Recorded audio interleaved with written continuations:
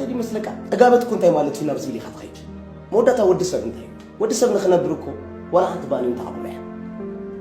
ምንም ነገር ጸገም ይላል አነ ገንዘብ ይቀድም ዝብላ ተሐሳሰባ አይማረኸሉኒ ረዲካል ቀንድ ተቃዋሚ ይቃይ ምንም ጸገም ይላል ሐሳባት ብሰኻለ መጠን ናብ ህዝብ ክበጽሕ ገንዘብ አድላይ ነገር ዘይድ ላይ ይኮን ማለት ይኮን ገንዘብን ሐሲብካ ገንዘብ ቢካ ተሰርሕ እንተ ኮንካ ግን ተገዛኢ ናይ ሓደ ፍጡር ይኻ ማለት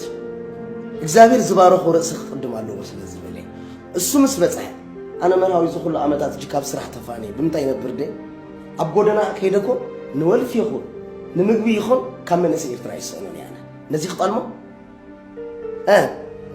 ኦኬ ከማንም ሰብ ንላሊ ኻማን ጽቡቕ ኣለኹ ተመስገን ጌታ ኣብ ባንክ አካውንት ከይሎኒ ይኽእል ንገንዘብ አቀዲመ እንተ ዝኸውን ግን ምናፈቃ ንዶ ኣይናይ ሞያ ይሽት ምስኽ ካብ ቀደም ኣነ ዋላ ሶሻል ሚዲያታት ክምስረት ከሎ ካብቲ መስራት ተባሂሉ ብዙ ጸገም ካብ ዘጋጠመኒ መወዳታ ግን ተሓጣቱ ሪእ ኣለኹ ዝግበር ዘሎ ኩሉ ነገር ቢዝነስ ማራ መቅታል ተረዲካል ጥበብ ኩል ጊዜ ኩሉ ይፈጠር ወላ ናይ ንጉስ ሰለሞን ዘረባ ቋንጻይ እግዚአብሔር እንታይ ከለካ መስበሎ ገንዘብ ወይ ወርቅ ሀበን ያበሉ ጥበብን ምስተባህልን ሀበን ይለው ጥበብን ምስተባህልን ተይስካ ኩሉ ነገር አጥተት ይኻይ አይና ይሽና ገንዘብ ነው ቀድብ ጥበብን ምስተባህል ትውዳ that's why አሁን መጀመሪያ ጥበብ ኮጻለው ባህላይ ግን ሶም ገንዘብ አለና ስለዚህ ብሉ ተቀዳዲሞም ዘይጠቅም ስራሃት ናብ ህዝብ ይውጥፈ አእምሮ መርሲ ጥበብ ዘለው ሰባት ኣብ ዓለም ብምንታይ ይሳቃል ጥበቡ ናብ ህዝብ መምጽ መንገዲ ይሳቃል ረዲካል እቲ ዘለው ናይ ውሽጥ ነገር ናብ ህዝብ መምጽ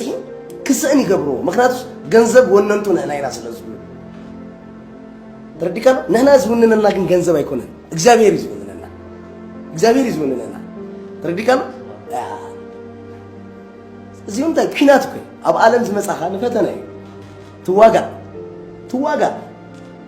ተረዲካሎ ግን ገንዘብ አበረካና ቀድምካ ነው ንጥበብ አቀድምካ ንራእይ አቀድምካ ማራ ነውህ እንደ ሐሰብካ ማንቲ ጀነሬሽን እንዳበልካ ከተሰረኸለኻ መወዳታ ዝተኸበርካ ይኻ አባለ ተረዲካሎ ገንዘብ ዘለዎ ሰብ ኣብ ዓለም ክንደይ ዝተረስኡሉ ጥበብ ዘለዎም ሰባት ግን ዋላ ኣብ 16 ዓመቶም ከም ቱፓክ ተዓልዮም ሐወልት ኮይኖም ይመስሉ because change እላማ አይና ይሽከ አታውዲ ሐወልት መኾን ይሽከ ያ أنا خمول